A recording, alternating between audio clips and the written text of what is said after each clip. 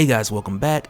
So now at this point, getting into Flash Forward, which is so necessary because much like we'd seen in Death Metal issue 1, Wally has changed to say the least. And through the course of Flash Forward, it's not only where that change takes place, but it's also where we learn with Wally where a number of these stories tie together. And really more or less every story, from Darkseid War to Dark Knight's Metal, Final Crisis, Heroes in Crisis, and even some of what was supposed to be Generation Zero. So let's get into all this. But first, if you're new to the channel, be sure to subscribe to catch the spills every week, and don't forget to hit that bell up top so we can squad up in the comments for the first hour.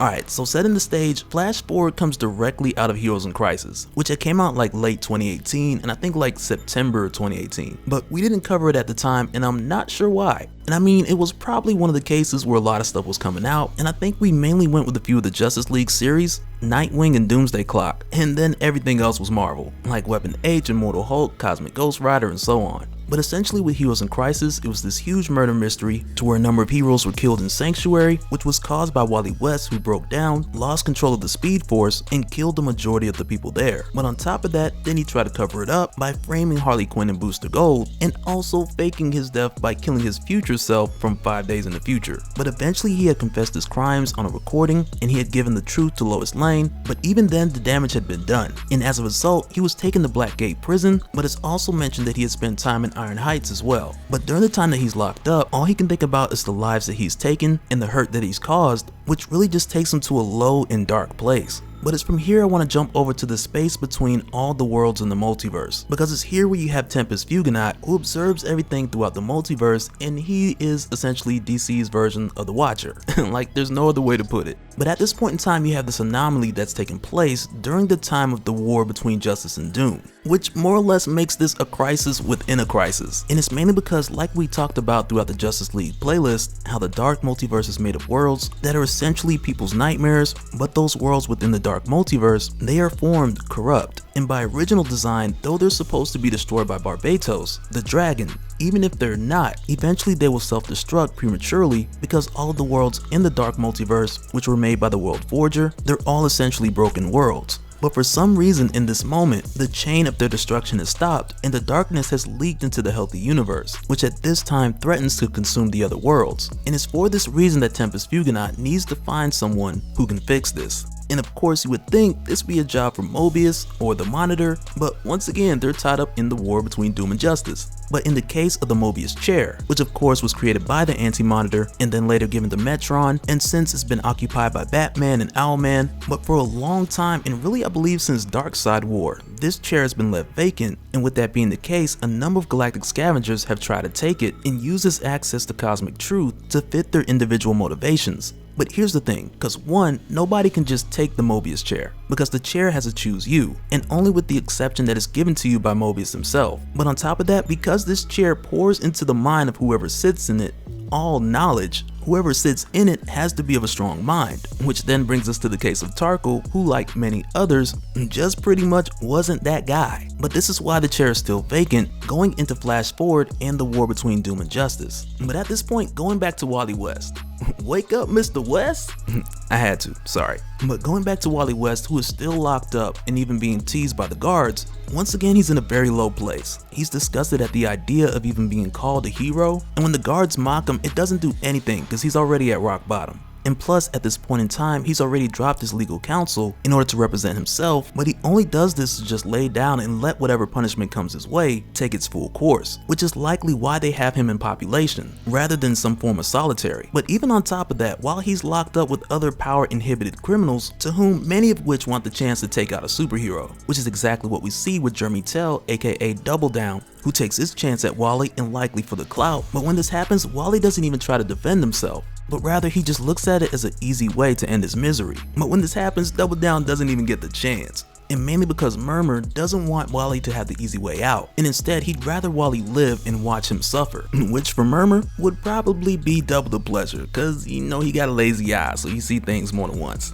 But as you'd imagine, these attempts on Wally's life, they're a regular thing on the inside. And on top of that, in an instance where Girder and Tar Pit had their inhibitor collars taken off through a bribe with the prison guards, they had teamed up to attack Wally, but with doing so, they had then broken his inhibitor collar, which is where they messed up because in this moment, Wally had time today. And with this happening, it was really like our first sign of seeing that old Wally West we haven't seen in a while, who doesn't give up so easily. But as soon as he takes these two down, we're met with the crash arrival of Tempest Fugonide, who catches up Wally on everything that's been going on. But also at this point in time, he's heavily injured from the corruption that's taken place in the space between worlds, and on top of that, having to travel through it to get to Wally. But also with getting Wally out of there, he lets him know that he's the answer to saving the multiverse. And with Tempest being the seer of all things, he lets Wally know that all of this has been caused because one world in the dark multiverse won't die, and it's essentially just backed up the dark multiverse and causing everything to overflow. And I'm trying not to insert a toilet joke here. But with him needing Wally for the solution, he tells him there's not a lot of time to explain the specifics, but one of the reasons that he chose Wally is because he's the fastest man in the multiverse. But of course, with hearing this, Wally's like, I do not want to use my powers. And Wally just tells him that he's not the one. And Tempest is just like, man, I ain't trying to hear that. If you don't get your butt out there, like I just told you, I ain't got time to explain. You think I got time to listen? You better get out your feelings and get back in these Flash clothes and get back to flashing over there in the darkness. But with doing this and putting Wally back in his costume, like right away Wally is just a bit sick at the sight of himself being a hero again. But with Tempest putting Wally back in his suit, he lets him know that he should continue, do what needs to be done now, and he'll find the answers throughout his journey. And as soon as that happens, he's taken away to Earth 23, to where there he arrives at the Oval Office of Solitude next to a heavily injured President Superman. And as soon as he gets there, he quickly finds out what happened to President Superman is still happening, because at this time his world's been attacked by dark energy, which in this case has also taken the form of this creature. And it's shortly afterward Wally realizes that when Tempest sent him here, he had given him his staff as well. And because the staff started glowing while they're being attacked, Wally then points it at the creature, and the energy that comes from it then takes it away. But immediately after, your Earth 23 Justice League of America, they arrive and they then believe that Wally's attacking President Superman. But he quickly lets them know that that's not the case, but instead this dark energy is taking over their planet and Wally's here to help. But with the rate that this dark energy is taking over, their Earth has 1 hour tops. And because of that, President Superman got authorization from Congress to launch the anti-life bomb in order to destroy this threat and save the rest of the world. But even with doing so, it'll kill millions. And when Wally hears this, he's pretty much like, man, I ain't pull up with the stick to let it end like this. And so he just zaps the president to buy a little time and he dips out. And as soon as Wally leaves, he's just thinking like, man, like he doesn't know how he's gonna fix this, but he just refuses to believe that he came all this way for nothing. And it's right then when Tempest chimes in like, yeah, this world's a lost cause, bruh. Move to the next one. And like I was gonna tell you to close this rift that has other Earths spilling into this one, but I contacted you too late and it's your fault. And first of all, Wally's like, what, you've been listening this whole time? And of course, Tempest is like, yep, that's what I do. But at least with Wally getting this news, he at least tries to head towards where the worlds are converging so he can at least close the seal with Tempest's staff. But when Wally gets there, Earth 8 has already spilled into Earth 23.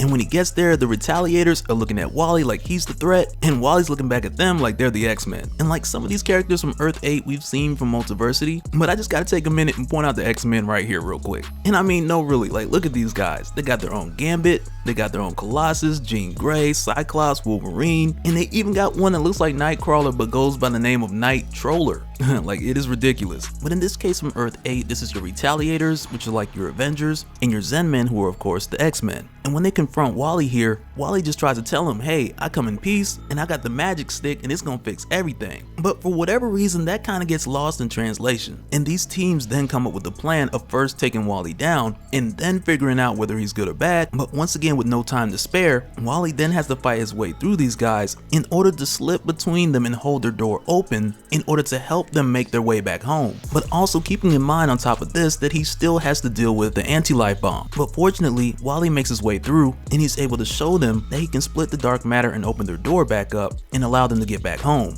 But now that this is handled, in the case of the anti-life bomb, President Superman then pulls up like, boom, you looking for this? And I mean, he didn't say boom, like that'd be a terrible thing to say holding a bomb, you know what I'm saying? But in essence, what he did was stop the anti-life bomb, being that now that he's seen Wally had a solution. But also he had thanked Wally for blasting him with that staff because it had also cured him of his dark energy infection as well. And of course, Wally was like, yeah, that's exactly why I did that. Of course. But when President Superman tells Wally that he's a symbol of hope, he still can't quite shake the feeling of some of the things that he's recently done, which are still haunting him even up to this moment. But immediately after this, Wally then makes his way to the next Earth, Earth 43, which is clearly one of those worlds which sided with Perpetua. But as soon as he gets there, where he sees that it's all in chaos, and at this time more specifically, he's arrived in Gotham City, but with him literally jumping from building to building trying to catch people and save them from any immediate danger. But then it's like next thing you know, a cruise ship comes flying through. But while he's helping everyone here, they keep asking him, are you gonna save us from them? Are you gonna stop them? What are you gonna do about them? And it isn't long before Wally realizes that them just happens to be the Justice League of Vampires. And when he's met by Vampire Superman, like all of this is fairly new to Wally. But for you guys that's been rocking with me for a minute, you know that on the Dark Nights Metal playlist, we've talked a bit about multiversity and how in these alternate Earths, these different versions of the heroes, they're nothing new. But in the case of Wally, who's missed quite a bit with him being removed by Dr. Manhattan and trapped in the Speed Force, not only has he missed quite a bit since he's been gone, but in addition to that, there are also a number of things that he just doesn't remember. But Flash Forward is gonna wrap all that up. But in the case of this Vampire Superman who Wally goes up against, he immediately knows, like, had this been any other situation, he would have never tried to go up against Superman. But yet and still, this is no regular situation, and here we are. But fortunate enough for Wally, this Superman, being a vampire, he's also vulnerable to wood. But then immediately after this, he's then attacked by Earth 8 Barry Allen, the Vampire Flash. And when he attacks Wally, rather than just kill him, he actually tries to get Wally to join them and become a vampire along with Barry, Arsenal, and the others. But even in their fight where Earth 8 Barry Allen gets the upper hand, not long after he's hit in the back with a barrage of arrows, which couldn't have better timing, like, it was cutting it kinda close. But when it happens, it kills this Earth's Barry, and when Wally looks to see where the arrows had came from, he rushes up there to see that it's Roy Harper. And for Wally, it's a bit of a comforting moment just to see that this world's Roy Harper is still alive. But even with seeing Roy here, they waste no time, and Barry goes with Roy on a bit of a mission which would be suicide to most, because Roy's making his way to the Batcave in order to take down Vampire Batman. And when they get there, Wally phases the both of them through so they can get in. And this is one of the things where I always thought about, like, if I knew a speedster and they tried to phase me through a wall, or I've even felt the same way about like Kate Pride. But like, I would have to tell them, like, if you're phasing me through a solid object, like if you mess this up and I die, like I'm gonna haunt you so hard, like my ghost will never get over it. Like, you have my word. But when they get here inside of the Batcave, there are orbs of dark matter everywhere. And Wally mentions that it's likely because on this Earth, Batman's like the Lord of Darkness, which is something that happened after he became a vampire in order to kill a vampire. Go figure. But it makes sense that the dark matter would accumulate here first. But when they get here, Wally tries to use a staff which he was given by Tempest Fugonaut in order to do away with all this dark matter. But immediately when he pulls it out, it gets hit by a batarang, and Vampire Batman drops down shortly after. But even with the staff getting knocked out of Wally's hand, he runs and catches it before it hits the ground. But even when this happens, Roy's critically injured by Batman, and even still with Wally not wanting to kill this version of Bruce, but as a solution he just grabs him and he phases him through the ground, trapping him in one of his own reactors, which as a result won't kill him, but he's essentially trapped there until somebody wanders in the Batcave and just finds him. And there's really no telling how soon that'll be. But then again, with death metal, anything's possible. But after this, when Roy dies again, which really in this case is this Roy's first time, but when this happens, Barry just recognizes, in spite of everything that Roy's been through, and even with questionable decisions that he's made in the past, it makes him think of the Roy from Earth Zero and just remember that he was always a hero. But after this, with Wally moving on to the next Earth, Wally then makes his way to Earth 13, and when he gets there, much like the others, like trouble hits him right in the face, but this time literally. And when he gets there, he's immediately met by the super demon, Etrigan, who on Earth 13 is a member of the League of Shadows. And with arriving here, what Wally finds out pretty quick when they're then met by the Outlaws of Justice, who also come after Wally like he's the threat. But what Wally finds out here is that the two of them are from two different worlds. Because of her super demon Etrigan, him and the League of Shadows come from Earth 13, and their Earth is now currently converging with Earth 32, which as a result has brought over the Outlaws of Justice. And it's at this time where Wally asks Tempest Fugonaut for more information so that he can better figure out what exactly he needs to do, because two worlds can't exist in the same spot, and in addition to that, these two worlds is about to kill each other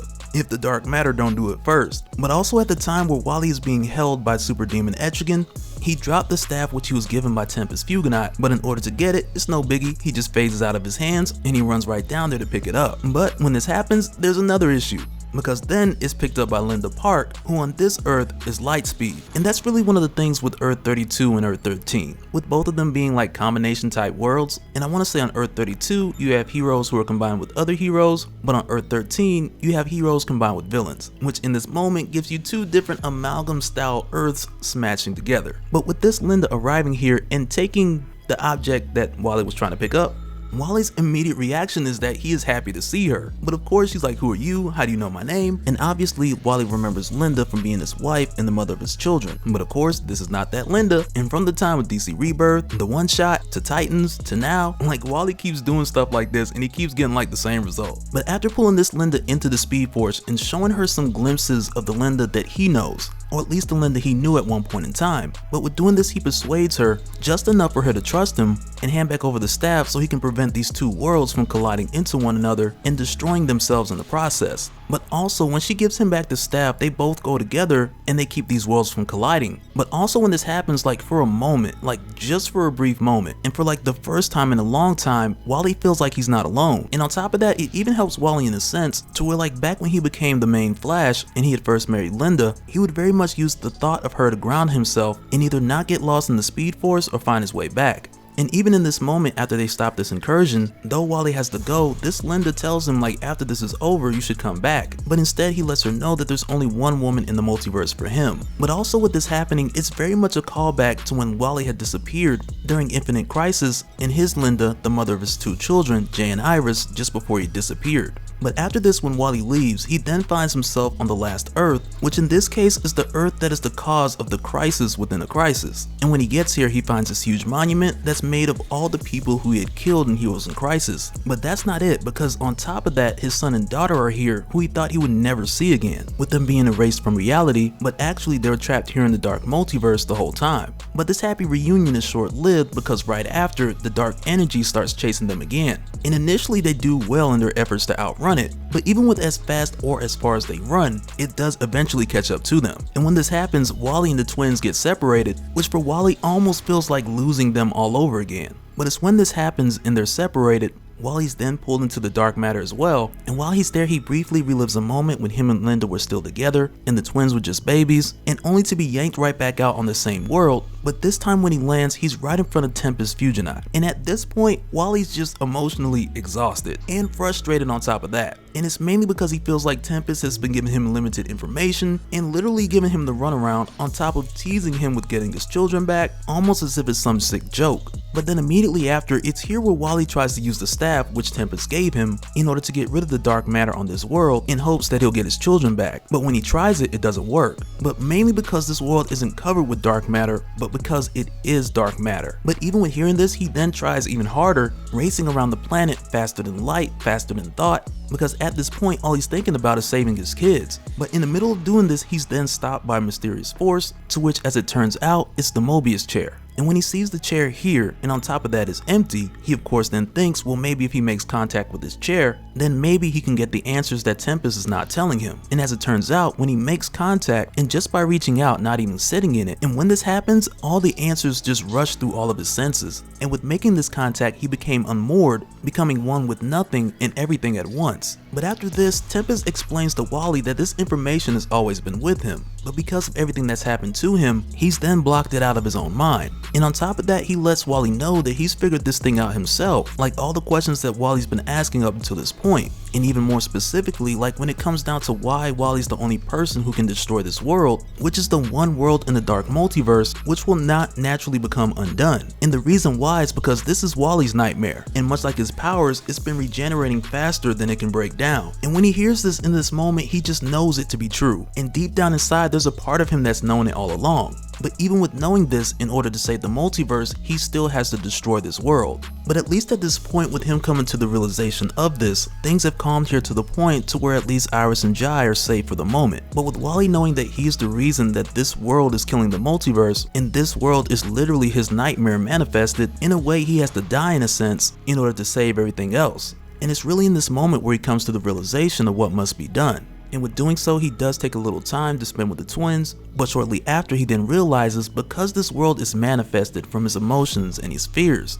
it's then when both him and Tempest then realize that those are the two things that he needs to get rid of. And this is the exact reason why Wally needs to sit in the Mobius chair, because on top of that, whoever sits in the chair, not only are they filled with infinite knowledge, but other things like personal love, compassion, and human connection, they all leave. Which does mean that part of this sacrifice, it would mean him giving up a connection to Linda and his children, but it needs to be done, because if he doesn't, the consequences are way too great. But as a result of him sitting in the chair, this world will be undone and the multiverse will heal itself. And when Wally agrees to do this, he hands Tempest back his staff, and it's in this moment where Tempest lets Wally know that, by the way, that staff didn't really have much of any power. But instead, every time that Wally had used the staff up to this point, it had been power coming from Wally that had been channeled through the staff this entire time, and it had been the light channeled from him and the hope within him that had been fighting off this dark matter all along. But with Wally agreeing to sit in the chair, he makes a deal with Tempest, and he makes him promise to take Jai and Iris back to Earth Zero so they can live with their mother Linda. And so with Tempest agreeing, and the Mobius chair just sitting there waiting to be sat in, the deal is pretty much done. But it's here where we find out that Wally has unlocked much more than just the knowledge that comes with the Mobius chair. Because on top of him making that initial contact and unlocking the memories within him which were already there, it's also here where he gets a deeper understanding of the power which he had been using, which had came from Dr. Manhattan. But also, Dr. Manhattan's power flows through this chair, which allows Wally now to not only observe and know all the secrets of creation, but also have the power to act as well. But with Wally taking the Mobius chair, his nightmare world from the dark multiverse is destroyed, and immediately the multiverse begins to heal itself. But also Tempest keeps up his end of the bargain, and he takes Iris and Jai back to Earth Zero, to where now they're finally reunited with their mother Linda.